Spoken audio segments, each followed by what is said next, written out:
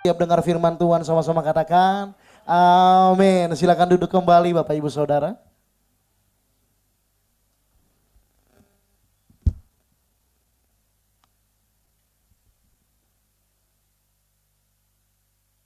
Bapak Ibu, semua baik, amin. Damai sejahtera berlimpah di dalam kehidupan kita. Bapak Ibu, hari ini saya ingin sampaikan kebenaran firman Tuhan yang saya beri judul adalah Yakub menjadi Israel. Yakub menjadi Israel. Nah, Bapak Ibu, ketika kita belajar tentang Yakub, maka saya mau bawa dulu ke sebuah peristiwa yang dialami oleh Musa. Di dalam Keluaran pasalnya yang ketiga, ayatnya yang ke-6, satu kali ketika Musa sudah menjalani 40 tahun masa pendidikannya di padang gurun, dia dibawa ke sebuah gunung oleh Tuhan dan kemudian dia berjumpa dengan Tuhan di atas gunung itu dan dia melihat ada semak belukar yang ada apinya tapi tidak terbakar. Dan itu adalah penampakan Tuhan. Tuhan berbicara dari tengah api itu. Dan ketika Musa datang ke tempat itu mendekat, Tuhan berkata seperti ini Bapak Ibu. Dikatakan, akulah Allah ayahmu, Allah Abraham, Allah Ishak, dan Allah Yakub. Lalu Musa menutupi mukanya sebab ia takut memandang Allah. Nah, Bapak Ibu, Musa mengenal Tuhan ketika Tuhan memperkenalkan dirinya. Akulah Allah Abraham, Allah Ishak, dan Allah Yakub. Bapak Ibu Saudara, manusia tidak mungkin mengenal Allah kalau Allah sendiri tidak menyatakan siapa dirinya. Kalau Tuhan tidak menyatakan dirinya siapa kepada kita, maka tidak mungkin kita bisa mengenal Tuhan. Nah, Tuhan, Bapak Ibu Saudara, memperkenalkan dirinya adalah Allah Abraham, Allah Ishak, dan Allah Yakub. Nah, mari kita lihat Bapak Ibu Saudara bahwa tiga nama ini memang itu satu pribadi Allah sendiri yang kemudian dikenal dengan nama Yehova. Tetapi tiga sebutan ini adalah sebuah peristiwa yang harus terjadi di dalam kehidupan Bapak Ibu Saudara dan saya. Saya ambil ini Bapak Ibu Saudara pengertiannya, bahwa Abraham, Ishak, dan Yakub, Allah Abraham, Allah Ishak, dan Allah Yakub adalah peristiwa-peristiwa yang harus terjadi di dalam hidup kita. Nah, mari kita lihat yang pertama, kenapa Allah memperkenalkan dirinya Allah Abraham. Abraham berbicara soal panggilan dan pilihan Allah, Bapak Ibu. Di dalam Kejadian pasalnya yang ke-12, ayat 1 sampai dengan ayat 2, berfirmanlah Tuhan kepada Abram. Abram adalah nama Abraham sebelum diubah oleh Tuhan. Dikatakan, pergilah dari negerimu, dari sanak saudaramu, dari rumah bapamu ini, ke negeri yang akan kutunjukkan kepadamu. Yang pertama, Abraham berbicara soal panggilan Tuhan. Abraham dipanggil harus keluar dari negerinya. Kenapa? Karena negeri itu adalah negeri penyembahan berhala. Negeri di mana mereka menyembah Allah-Allah palsu. Negeri di mana mereka hidup di dalam penyembahan yang salah. Abraham harus keluar dari negeri itu. Dari sanak saudaranya, bahkan dari bapaknya sendiri yang waktu itu juga masih menyembah Allah yang palsu. Bapak Ibu, inilah yang harus kita alami dalam hidup kita. Kita harus pernah mengalami panggilan Tuhan di dalam hidup kita. Bapak Ibu Saudara pernah menerima panggilan Tuhan? Siapa di sini yang dari lahir sudah Kristen? Begitu brojol, Kristen, Bapak Ibu Saudara? Ada, puji Tuhan. Tapi mungkin sebagian besar kita bukan Kristen. Saya bukan dari Kristen, Bapak Ibu Saudara. Saya lahir dibesarkan di sebuah keluarga yang setiap tahun itu membangun sebuah meja tinggi, Bapak Ibu. Dan kemudian mama saya masak berbagai masakan di situ. Lalu saya tanya sama mama saya, "Mah, ini masakan buat siapa?" "Ini buat leluhur, ini buat engkong, ini buat emak." Saya bingung, "Mah, mereka kan udah gak ada, kenapa bisa makan? Gimana caranya?" "Udah, kamu diem aja, pokoknya lihat nanti." Dan saya lihat betul Bapak Ibu Saudara, satu piring setengahnya babi hong habis. Yang makan ternyata bukan leluhur saya sendiri yang makan, Bapak Ibu Saudara. Dan mama saya marah, makanan kamu bukan yang ini, tuh yang di dapur, yang ini jangan diganggu-ganggu. Bapak Ibu Saudara, saya dari situ, keluarga seperti itu. Tuhan panggil keluar. Kakak saya yang pertama, kakak saya yang kedua, saya yang ketiga, kemudian mama saya, dan terakhir papa saya. Anugerah Tuhan, Bapak Ibu Saudara, kami sekeluarga bisa diselamatkan, dipanggil keluar. Setelah dipanggil apa yang terjadi? Dikatakan aku akan membuat engkau menjadi bangsa yang besar dan memberkati engkau serta membuat namamu masyhur dan engkau akan menjadi berkat. Yang kedua, setelah kita dipanggil, kita dipilih. Dipilih untuk apa? Untuk diberkati, untuk supaya kita jadi berkat bagi banyak orang, untuk supaya kita menjadi kemuliaan bagi nama Tuhan. Bapak, Ibu, Saudara dan saya dipanggil dan kita ditetapkan untuk menjadi berkat, dipilih oleh Tuhan. Kita harus mengalami ini, Bapak Ibu Saudara. Yang pertama, Allah memperkenalkan dirinya Allah Abraham, berarti aku memanggil kamu keluar. Artinya Bapak Ibu Saudara, jangan lagi tinggal dengan ilah yang lama, dengan hidup yang lama. Kita harus keluar dari situ, supaya akhirnya kita menerima pilihan Tuhan, di mana kita diberkati Tuhan, kita menjadi berkat buat banyak orang. Itu yang pertama. Mari kita lihat sekarang yang kedua, Ishak, Bapak Ibu Saudara. Kalau Ishak pasti berbicara soal kasih karunia. Tuhan berkata kepada Ishak, ambillah anakmu yang tunggal itu yang engkau kasihi, kepada Abraham, yakni Ishak, pergilah ke tanah Moria, persembahkanlah dia di sana sebagai korban bakaran. Bapak Ibu Saudara bayangkan ya, saya merasakan Abraham sebagai seorang ayah, saya punya 2 anak laki-laki, bayangkan, 1 anak harus dibawa, dan kemudian maaf Bapak Ibu Saudara dibunuh di altarnya Tuhan, dan kemudian dipersembahkan, dipotong-potong, kemudian dibakar. Bayangkan seorang bapak harus melakukan seperti itu Bapak Ibu Saudara. Tapi Abraham tetap taat dan dia pergi Bapak Ibu Saudara ketika dia sudah mengangkat belatinya. Tinggal ditancapkan kepada Ishak anaknya. Tuhan berkata, cukup Abraham, aku sudah tahu hatimu. Dan kemudian dia mendengar suara seperti seekor domba. Ada apa ini? Lalu dia Abraham menoleh dan melihat seekor domba jantan di belakangnya, yang tanduknya tersangkut dalam belukar. Abraham mengambil domba itu lalu mengorbankannya sebagai korban bakaran pengganti anaknya. Ishak enggak jadi dikorbankan. Abraham bersyukur luar biasa. Tetapi domba itu disembelih dan itulah pengganti anaknya. Ini cuma simbol Bapak Ibu Saudara. 2000 tahun kemudian kita tahu Yesus naik ke kayu salib. Berkorban buat kita semua.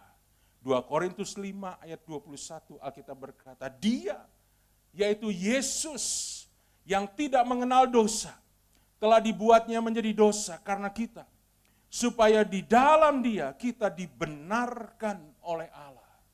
Inilah yang kedua Bapak Ibu Saudara yang berbicara Allah Ishak, yang berbicara soal korban pengganti. Kalau Ishak memang tidak dikorbankan, diganti oleh seekor domba, tapi Yesus tidak ada penggantinya. Ada orang berkata dia diganti sama muridnya. Salah satu muridnya diubah wajahnya supaya sama seperti dia dan itulah yang dikorbankan. Yesusnya kemana? Yesusnya pulang ke sorga. Bapak Ibu Saudara, tidak. Yesus sendiri naik ke kayu salib itu. Kalau yang mati di kayu salib, yaitu Yesus sendiri. Kalau ada yang mati dan menderita, yaitu Yesus sendiri. Yesus menjadi korban pengganti kita. Supaya apa? Supaya kita dibenarkan oleh Allah. Ini langkah yang kedua Bapak Ibu Saudara. Di mana Bapak Ibu Saudara dan saya harus menerima dia sebagai Tuhan dan Juru Selamat. Nggak cukup menerima sebagai Juru Selamat. Banyak orang pengennya menerima sebagai Juru Selamat. Enak kan diselamatkan. Tapi sebagai Tuhan, Tuhan itu artinya Tuhan di atas segala Tuhan, di mana kita harus taat, di mana kita harus dengar perintahnya, dengar segala kehendaknya, dan kita harus taat. Itu harus juga Bapak Ibu Saudara. Kita harus terima Yesus sebagai Tuhan dan Juru Selamat. Supaya apa? Supaya kita dibenarkan. Karena kita tidak pernah bisa dibenarkan dengan perbuatan baik. Ajaran progresif berkata, kita bisa diselamatkan karena perbuatan baik. Perbuatan baik seperti apa yang bisa menyelamatkan kita? Enggak ada, hanya Yesus satu-satunya yang bisa menyelamatkan kita. Bapak Ibu Saudara sudah terima Tuhan Yesus? Puji Tuhan. Sudah dibaptis Bapak Ibu? Dibaptis air secara selam, pakai gaya apa? Gaya kupu-kupu, gaya dada. Bapak Ibu, kita dibenarkan oleh Allah. Ini langkah yang kedua. Dan sekarang yang ketiga, ini agak panjang Bapak Ibu Saudara. Kita mulai belajar mengenal Allah Yakub. Apa itu Allah Yakub Bapak Ibu Saudara? Allah Yakub berbicara, bergumul dengan Allah dan diubahkan. Bapak Ibu Saudara, kita dibenarkan oleh Tuhan, kita diterima oleh Tuhan apa adanya. Dengan semua dosa, dengan semua kejelekan, dengan semua keburukan, dengan semua masa lalu kita yang berantakan, Tuhan terima. Tapi Tuhan juga mau Bapak Ibu Saudara kita bergumul dengan Dia sepanjang umur hidup kita sebagai orang Kristen dan kita diubahkan. Di dalam Kejadian pasal 32 ayat 27 sampai 28 dikatakan bertanyalah orang itu. Siapakah orang itu Bapak Ibu Saudara? Orang itu adalah pribadi ilahi yang dipercaya adalah Tuhan sendiri yang turun dalam wujud manusia di dalam perjanjian lama. Istilahnya teofani Bapak Ibu Saudara. Yaitu adalah Allah sendiri turun dalam wujud manusia. Dan kemudian orang ini bergumul dengan Yakub, lalu kemudian di akhirnya dia berkata, siapakah namamu? Sahutnya Yakub. Lalu kata orang itu, namamu tidak akan disebutkan lagi Yakub, tetapi Israel. Sebab engkau telah bergumul melawan Allah. Dalam terjemahan bahasa Indonesia yang kita pakai, bergumul melawan Allah dan manusia dan engkau menang. Ini gimana ceritanya Bapak Ibu Saudara? Mari kita lihat. Ya, kita lihat kronologisnya Bapak Ibu. Yakub, slide berikutnya. Yakub Bapak Ibu Saudara punya keunikan waktu dia lahir. Waktu dia lahir dikatakan sesudah itu keluarlah adiknya. Tangannya memegang tumit Esau, sebab itu ia dinamai Yakub. Jadi ternyata Esau dan Yakub ini adalah anak Ishak yang merupakan kembar.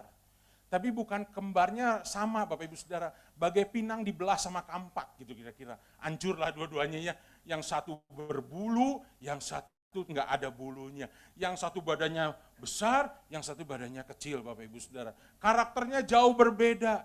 Tapi yang uniknya adalah ketika Yakub keluar, dia bisa pegang tumit Bapak Ibu Saudara. Tumit di sini, di mata kaki. Dia bisa pegang tumit kakaknya. Ini luar biasa nih. Bayi kecil bisa pegang tumit kakaknya. Artinya pegang tumit apa? Pegang tumit itu artinya apa? Dia bisa kuasai kakaknya. Kenapa? Karena saking cerdiknya Bapak Ibu Saudara. Yakub itu cerdik luar biasa. Saking cerdiknya dia jadi penipu. Kalau bodoh dia ditipu Bapak Ibu Saudara ya.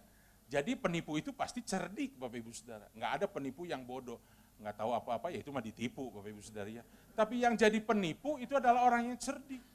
Nah, Yakub itu saking cerdiknya, dia akhirnya jadi penipu kebablasan Bapak Ibu Saudara, dan itu sudah kelihatan waktu dia lahir, dia pegang tumit dari kakaknya. Tapi ketika dia bergumul dengan Allah, Bapak Ibu Saudara, maka Tuhan mengubahnya jadi Israel. Yisra, Bapak Ibu Saudara.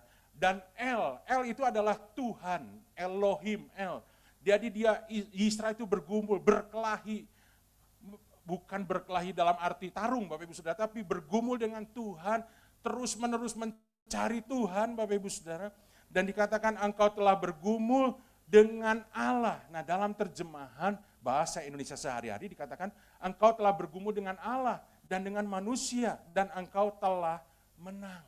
Dan namamu diubah menjadi Israel. Kenapa ini harus terjadi Bapak Ibu Saudara? Nah mari kita lihat. Ketika dia sudah mulai dewasa, Bapak Ibu Saudara, maka Yakub selalu berhasil dalam kehidupannya karena usahanya sendiri. Yang pertama kita lihat, dalam Kejadian pasal 25 ayat 31. Ya, tetapi kata Yakub, jualah dahulu kepadaku hak kesulunganmu. Satu kali Bapak Ibu Saudara, Esau baru pulang dari berburu dan kemudian dia dalam keadaan yang letih, capek. dia lihat adiknya Yakub sedang masak sop kacang merah. Kalau kita sekarang kenalnya apa Bapak Ibu Saudara sop kacang merah? Brenebon. Wih, luar biasa. Dikasih daging iga sapi sedikit, kasih rempah-rempah. Wah, luar biasa. Jadi lapar nih Bapak Ibu Saudara. Ingat Brenebon. Nah, itu dimasak dengan luar biasa sama Yakub, dan kemudian Esau berkata, bagi dong sedikit, aku sudah lapar. Kalau aku nggak makan, aku bisa mati. Enak aja, nggak ada yang gratis di dunia ini. Bayar berapa? Bayar dengan hak kesulungan. Bapak Ibu Saudara, mungkin bagi kita hak kesulungan itu apa ya? Tapi bagi orang Israel, Bapak Ibu Saudara, hak kesulungan itu luar biasa. Anak sulung, Bapak Ibu Saudara, itu adalah anak yang bisa mewarisi 2/3 dari harta bapaknya. Sementara 1/3 itu dibagi semua sama adik-adiknya. Jadi kalau dia sebagai anak sulung punya 10 adik, 11 bersaudara, maka 2/3 dari harta ayahnya buat dia sendirian. Yang 1/3 dibagi 10. Enak benar, itu aturannya Bapak Ibu Saudara. Yang kedua, anak sulung adalah anak yang akan menggantikan ayahnya menjadi kepala keluarga. Ketika ayahnya dipanggil pulang sama Tuhan, dia yang akan menjadi kepala keluarga. Apa anehnya kepala keluarga, Pak? Ingat Bapak Ibu Saudara, pada waktu itu belum ada bangsa, belum ada negara, masih keluarga demi keluarga. Jadi kalau dia jadi kepala keluarga, artinya dia jadi pemimpin.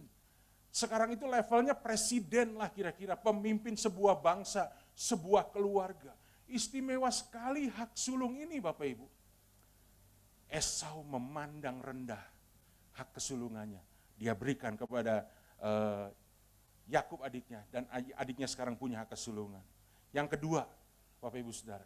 Yang kedua dalam Kejadian 27 ayat 35, jawab ayahnya, adikmu telah datang dengan tipu daya dan telah merampas berkat yang untukmu itu. Nah, Bapak Ibu, Ishak sudah tua pada waktu itu. Dan kemudian dia panggil Esau, Esau kamu sekarang berburu, cari binatang, olah, masak enak. Kalau kamu bisa menyenangkan aku dengan masakan itu, aku akan berkati kamu sebagai anak sulung. Bapak Ibu Saudara, pergilah Esau berburu. Nah, Ribka, istri dari Ishak, mendengar dan dia panggil Yakub, Yakub, tadi papa kamu bicara begini-begini, sekarang kamu masak yang enak, dan kemudian kamu nyamar jadi Esau. Nyamar gimana? Kulit saya nggak ada bulunya, Esau berbulu seperti itu. Gampang, nanti tempelin bulu domba. Dan dia nyamar. Dan betul Bapak Ibu Saudara, karena Ishak ini buta. Jadi dia nggak bisa lihat, dia pegang. Oh, berbulu, tapi suaranya suara Yakub. Kok tangannya tangan Esau? Tapi dia nggak peduli, yang penting dia makan dulu. Ishak berkata, dia udah makan enak Bapak Ibu Saudara. Diberkati Yakub luar biasa. Semua berkat turun ke atas Yakub. Yakub pergi, Esau datang bawa makanan. Bapa, aku sudah berburu, inilah binatang terbaik, aku sudah olah buat Bapak. Hah? Siapa kamu? Ini aku Esau, anak sulungmu. Lah yang tadi siapa? Wah, dia marah besar.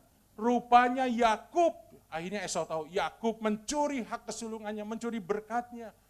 Berkati aku, udah nggak ada lagi, kata Ishak, nggak ada lagi. Akhirnya berkatnya cuman, ya kamu akan mengalami segala keterikatan, segala kesusahan, tapi kalau kamu sungguh-sungguh, kamu bisa lepas dari semua itu. Berkatnya cuman itu, Bapak Ibu Saudara. Esau marah luar biasa. Tunggu sampai masa perkabungan ayahku. Kalau sudah selesai, aku akan cari kamu, aku akan bunuh kamu. Pergilah Yakub ketakutan, Bapak Ibu Saudara. Dan dia akhirnya kembali ke daerah asal dari mamahnya Ribka. Kemudian di sana berjumpa dengan Rahel, seorang wanita yang cantik, dan dia jatuh cinta. Kemudian dia datang sama Camer, calon mertua Laban. Laban, aku ingin anakmu yang namanya Rahel. Kerja dulu 7 tahun, enak aja, gratisan. Kerja 7 tahun, dia kerja Bapak Ibu Saudara. Dan kemudian setelah selesai kerja, diberikanlah. Malam itu malam pengantin Bapak Ibu Saudara. Waktu itu kan belum ada listrik, gelap semuanya. Jadi Yakub diberikan seorang wanita. Dan itulah yang disebut dengan hubungan gelap. Betul-betul gelap, gak kelihatan Bapak Ibu Saudara ya. Sampai dia gak tahu, sikat aja malam hari itu. Besoknya ketika matahari terbit, Dan kemudian mulai kelihatan, ya ini Lea. Kakaknya, maaf Bapak Ibu Saudara, kita mencatatkan Lea kurang cantik. Aku nggak mau Lea, aku mau Rahel. Dia datang lagi sama sama mertuanya, sekarang udah jadi mertua. Mertua, waduh kamu ini nipu saya. Sekarang dia yang ditipu Bapak Ibu Saudara. Gimana saya mau dapat Rahel? 7 tahun lagi kerja, dia kerja lagi 7 tahun Bapak Ibu Saudara. Dan akhirnya dapatkan Rahel. Dia berhasil dengan pekerjaannya mendapatkan apa yang dia mau. Dan yang terakhir dalam Kejadian 30 ayat 42 sampai 43. Alkitab berkata, jadi hewan yang lemah untuk Laban dan yang kuat untuk Yakub, maka sangatlah bertambah-tambah harta Yakub. Saya nggak bisa cerita panjang-panjang di sini Bapak Ibu Saudara, baca di Alkitab. Waktunya nggak cukup, nanti sampai jam 12 malam Bapak Ibu Saudara ya. Nah, ternyata Yakub dengan kelicikan dan kepintarannya, dia bisa dapatkan kambing domba yang terbaik, sedangkan yang cacat, yang lemah diberikan untuk mertuanya. Kemudian dia pulang Bapak Ibu Saudara, dan dia jadi orang yang kaya, punya banyak harta, istri 2, gundik 2, anak 12, puluhan, bahkan ratusan budak dan hamba-hamba. Jadi sukses, berhasil luar biasa. Tapi ketahuilah Bapak Ibu Saudara, sesukses-suksesnya orang, seberhasil-berhasilnya orang, pasti ada satu titik kelemahannya. Setuju nggak Bapak Ibu? Inilah titik kelemahan dari Yakub. Dalam Kejadian 32 ayat yang ketiga Alkitab berkata, Yakub menyuruh utusannya berjalan lebih dahulu mendapatkan Esau kakaknya ke tanah Seir, daerah Edom. Kemudian pulanglah para utusan itu kepada Yakub dan berkata, kami telah sampai kepada kakakmu, kepada Esau, dan ia pun sedang di jalan menemui engkau, diiringi oleh 400 orang. Lalu apa? Sangat takutlah Yakub dan merasa sesak hati. Di tengah segala keberhasilan karena usaha dan kepintarannya dan kelicikannya, Yakub takut luar biasa. Karena dia ingat Esau itu adalah ancaman besar. Dan apa yang terjadi Bapak Ibu Saudara? Hamba-hambanya, para budaknya dia bagi dua, menjadi 2 regu. Regu yang pertama dia kirim. Supaya apa? Supaya bisa menghadapi Esau. Kalau Esau marah, tenang, ini ada 1 regu. Kalau yang ini kalah, masih ada regu yang kedua. Kalau regu yang kedua juga kalah sama Esau, dia tempatkan anak-anaknya yang 12 itu. Bayangkan, anak-anaknya jadi tameng buat dia Bapak Ibu Saudara.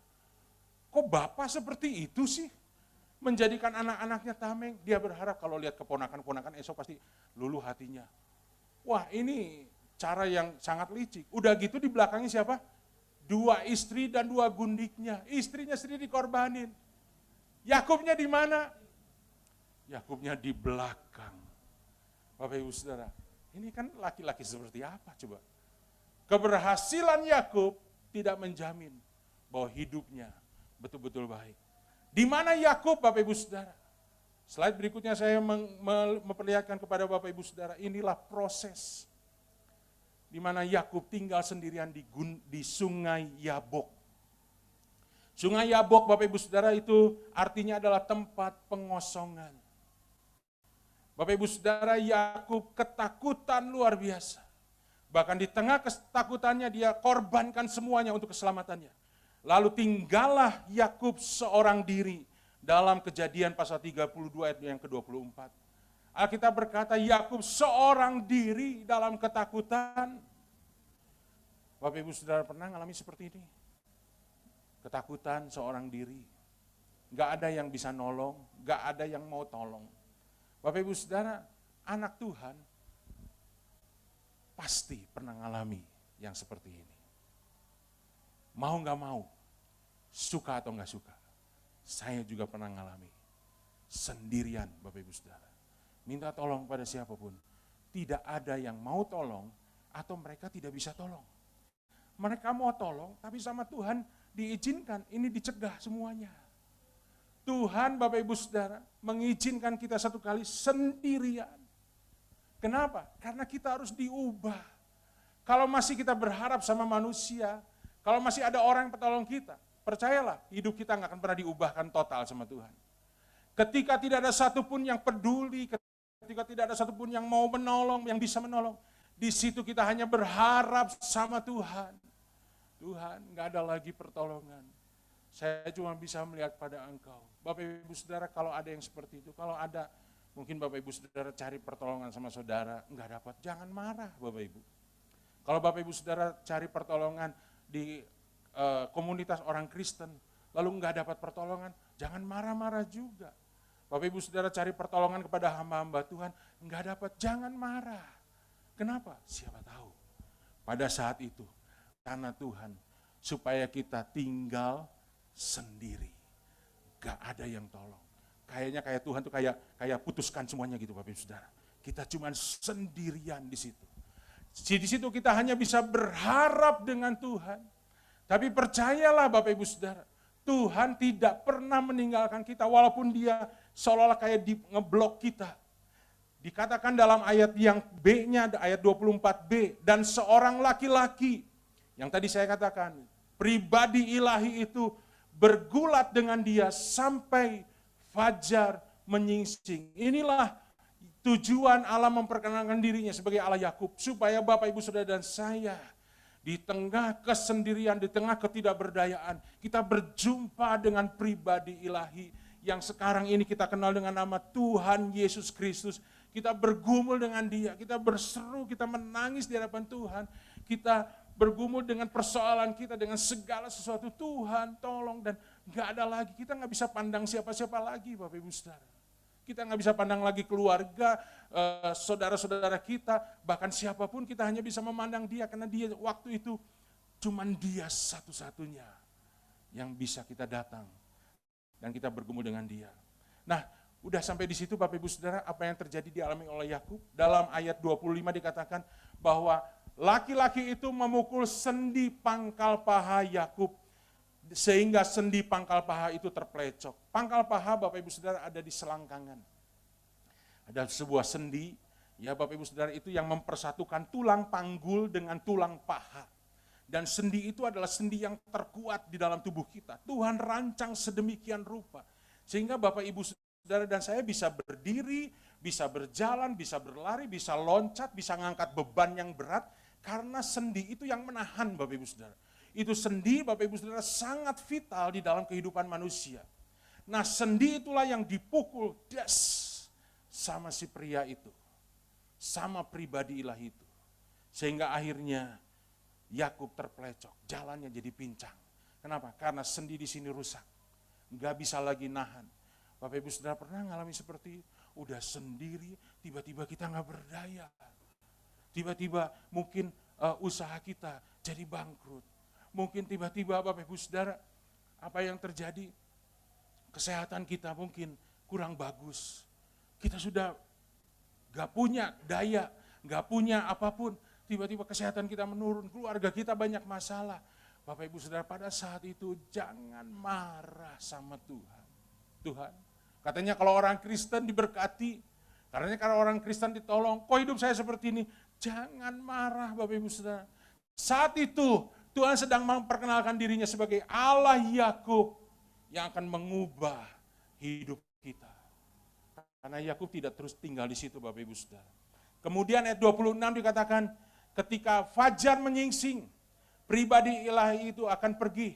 Kenapa? Karena kalau Yakub melihat pribadi ilahi ini di tengah matahari, dia bisa ngelihat, dia akan mati Bapak Ibu Saudara. Karena manusia yang berdosa lihat Allah yang kudus itu akan mati. Jadi dia pergi, tapi Yakub berkata, aku tidak akan membiarkan engkau pergi jika engkau tidak memberkati aku. Dia terus bergumul, dia tidak menyerah, dia tidak marah sama pribadi yang memukul pangkal pahanya itu. Bapak Ibu Saudara, kalau dalam keadaan seperti ini, jangan marah, jangan nyerah, terus cari Tuhan, terus bergumul dengan Tuhan, sampai pribadi itu berkata, ayat yang ke-28, namamu sekarang aku ubah menjadi Israel. Disitulah Tuhan mengubah seluruh karakter, seluruh pribadi kita, seluruh kehidupan kita. Bukan lagi Kristen asal-asalan, yang cuman minta berkat, yang cuman kadang-kadang egois Bapak Ibu Saudara, tapi berubah menjadi semakin hari semakin serupa dengan Kristus. Dan apa yang terjadi hasilnya Bapak Ibu Saudara? Dalam Kejadian 33 ayat 1 sampai 4, Yakub pun melayangkan pandangnya. Lalu dilihatnya Esau datang. Wah, ini Bapak Ibu Saudara, Esau datang dengan diiringi oleh 400 orang. Sebelum peristiwa Sungai Yabok, dia ketakutan sendirian. Tapi setelah Tuhan mengubahnya menjadi Israel, dikatakan ayat yang ketiga, sekarang ia sendiri berjalan di depan mereka. Sekarang Yakub tidak menjadikan semuanya itu tameng. Dia sekarang berjalan di depan semua orang. Semua orang sekarang di belakangnya, dia yang jadi tameng Bapak Ibu Saudara. Dan ia sujud ke tanah 7 kali hingga ia ke dekat kakaknya itu. Dia lihat Bapak Ibu Saudara, Yakub diubahkan total oleh Tuhan. Dia tidak lagi jadi ketakutan. Dia bukan orang yang akhirnya mengorbankan orang lain. Tapi dia sendiri yang maju ke depan. Dia jadi berani. Dan dia diubahkan. Dan ayat yang keempat hasilnya apa? Esau ternyata enggak marah Bapak Ibu Saudara. Esau pun sudah diubahkan oleh Tuhan. Esau berlari mendapatkan dia. Didekapnya dia, dipeluknya lehernya. Dan diciumnya dia lalu bertangis-tangisan mereka. Apa yang dia anggap masalah besar. Ketika dia bergumul dengan Allah, Allah melakukan pekerjaan besar di dalam kehidupannya. Diubahkan dirinya, diubahkan masalahnya. Masalahnya bukan jadi masalah besar lagi, justru Tuhan ubahkan menjadi sesuatu yang berkat dalam hidup kita. Bapak Ibu Saudara, itulah yang Tuhan sedang kerjakan buat kita. Kalau Bapak Ibu Saudara dan saya sudah menerima panggilan dan pilihan Allah, Bapak Ibu Saudara sudah menerima Yesus sebagai Tuhan dan Juru Selamat, hari ini Roh Kudus sedang bekerja, bergumul dengan kita untuk mengubah kita, Bapak Ibu Saudara. Bukan jadi Kristen yang ecek-ecek, Kristen yang asal-asalan, tapi Kristen yang sungguh-sungguh, Bapak Ibu Saudara, yang justru berani menghadapi segala sesuatunya dan melihat pekerjaan Tuhan yang besar, sekalipun dia dalam keadaan yang lemah. Orang Kristen Bapak Ibu Saudara harusnya bukan orang yang kuat, yang hebat, tapi orang yang lemah, tapi dia punya Tuhan yang hebat, Tuhan yang kuat. Saya tutup dengan ayat ini dan kita akan masuk dalam perjamuan kudus. Alkitab berkata 2 Korintus 12 ayatnya yang ke-9. Ketika Rasul Paulus berseru kepada Tuhan, Tuhan, buatlah utusan iblis ini mundur daripadaku. Tetapi Tuhan berkata, cukuplah kasih karuniaku bagimu. Sebab justru dalam kelemahanlah kuasaku menjadi sempurna. Sebab itu terlebih suka aku bermegah dalam kelemahanku, supaya kuasa Kristus turun menaungi aku. Bapak Ibu Saudara dalam keadaan yang lemah hari ini, dalam keadaan yang mungkin gak berdaya, Tuhan, saya gak berdaya di keluarga saya gak berdaya dalam keuangan, saya gak berdaya dalam kesehatan, saya gak berdaya. Bapak Ibu Saudara jangan takut, jangan mundur, jangan marah sama Tuhan. Di situ justru kasih karunia Tuhan kuat di dalam hidup kita. Mari kita berdoa di hadapan Tuhan.